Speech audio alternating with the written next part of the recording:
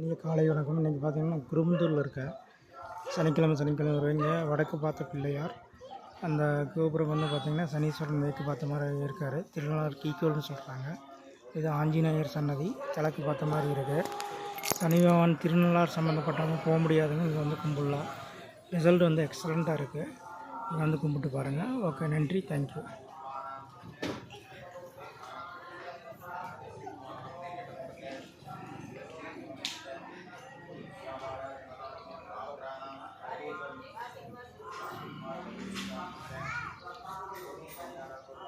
இதுதான் ஆஞ்சநேயர்.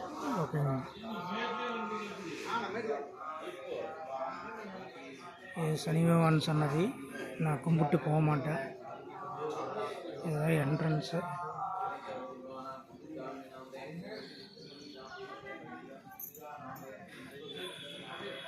அது வந்து வடக்கு பார்த்த பிள்ளையார்.